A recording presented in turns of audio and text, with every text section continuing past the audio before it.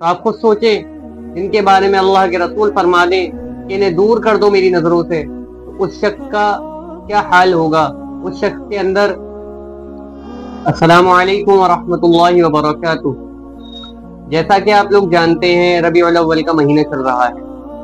इस महीने के अंदर बहुत सी बिदअत और बहुत सी खुराफात को की जाती हैं, जैसे कि मीलादुन नबी के नाम पर, और इसे एक तीसरी ईद कहा जाता है, ईद मीलादुन नबी, जबकि शरीयत के अंदर ऐसी कोई ईद नहीं। शरीयत के अंदर सिर्फ और सिर्फ दो ईदें हैं, ईद उल फित्र और ईद उल अज़हा, और ये दीन में अपनी तरफ से इजाफा है, ईद मीलादुन नबी।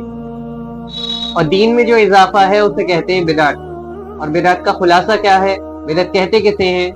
हदीस के अंदर आता है कुल्लु ज़लालति फिन्नार, हर बिदअत गुमराही है, हर गुमराही जहन्नम में ले जाने वाली है। असल में बिदअत का असल जो मतलब है वो ये है कि दीन में कोई ऐसी चीज शामिल करना जो दीन में ना हो और उसे दीन समझकर, सुन्नत समझकर, सवाब समझकर करना, इसे दीन कहते हैं, इसे बिदअत कहते हैं। क्यों? और अल्लाह के नबी ने फरमाया कि मैं हौज़े कौसर पे खड़ा हूँगा और जामे कौसर पिला रहा हूँगा, तो कुछ लोग आएंगे, फरिश्ते उन्हें रोक देंगे। तो अल्लाह के नबी फरमाएंगे, इन्हें क्यों रोक रहे हो, ये तो मेरे उम्मत ही मालूम होते हैं। फरिश्ते कहेंगे, ये वो लोग हैं जिन्होंने आपके जाने के बाद आपके दीन में नई नई रसूमात पैदा कर दी, नई नई बिदअत का इंतखाब किया। अल्लाह के नबी फरमाएंगे, सख्कन सख्कन, इन्हें दूर कर दो मेरी नजरों से, इन्हें दूर कर दो मेरी नजरों। तो आप खुद सोचें, जिनके बारे में अल्लाह के रसूल फरमा दें कि इन्हें दूर कर दो मेरी नजरों से, तो उस शख्स का क्या हाल होगा। उस शख्स के अंदर, उस शख्स को कौन होगा फरिश्तों की मार से बचाने वाला, उस शख्स को कौन होगा अल्लाह के अजाब से बचाने वाला, जिसके लिए अल्लाह के नबी फरमा दे कि इसे दूर कर दो मेरी नजरों। तो इन बिदअत से, इन खुराफात से हमें बचना चाहिए। जैसे कि रबीउल अव्वल के अंदर बहुत सी बिदअत और खुराफात को जो है बुनियाद इंतखाब किया जाता है, जैसे कि इसमें हलवे, जर्दे, ये चीजें बनती हैं, जबकि शरीयत का इससे कोई ताल्लुक नहीं। इसे तीसरी ईद कहा जाता है, जबकि हजरत उमर रज़ी अल्लाह तआला अन्हु फरमाते हैं कि अगर हमें ईद मनानी होती तो हम उस दिन ईद मनाते जिस दिन दीन मुकम्मल हुआ, लेकिन हम नहीं मनाते क्योंकि मेरे नबी ने नहीं मनाया। तो इस चीज का खास ख्याल रखें, इन बिदअत से, इन खुराफात से खुद को बचाएं, और ये जो चीजें हैं दीन में नई पैदावार है, इनसे बचें। क्योंकि जो बिदअत करता है या जो बिदअती का एहतराम करता है, बिदअत करने वाला का एहतराम करने वाला भी, अल्लाह के नबी फरमाते हैं, हदीस पाक का मफ़हूम है, वो भी मेरे दीन को मिटाने में इतना ही हिस्सेदार है जितना ही।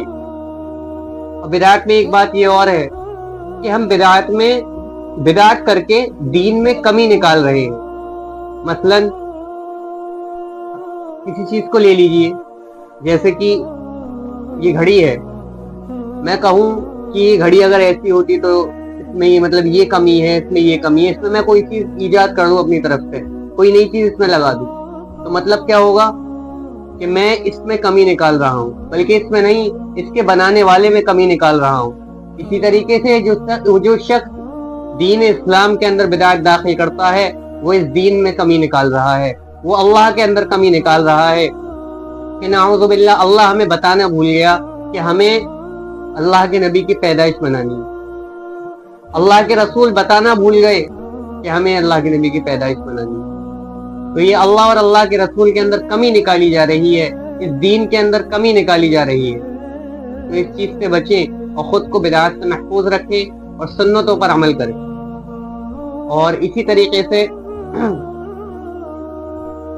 अमीर अहले सुन्नत वल जमात शेखुल हदीस व तफसीर हजरत मौलाना मोहम्मद सरफराज खान सफदर रहमतुल्लाह अलैह लिखते हैं अपनी तफसीर के अंदर कि गुनाह मस्जिद में बैठकर 100 बोतल शराब पीना इतना बड़ा गुनाह नहीं जितना कि एक बिदअत का इंतखाब कर देना है।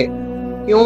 क्योंकि इंसान बिदअत को जो समझ रहा है, दीन समझकर कर रहा है, अच्छा समझकर कर रहा है, वो उससे तौबा नहीं करेगा, जबकि जो शराब पी रहा है वो उसे गुनाह समझ रहा है, वो उससे तौबा कर लेगा। लेकिन बिदअत का इंतखाब करने वाला वो कभी इस चीज से तौबा नहीं करेगा, उसे ये गुनाह लग ही नहीं रहा, वो तो सोच रहा है ये सवाब का काम है।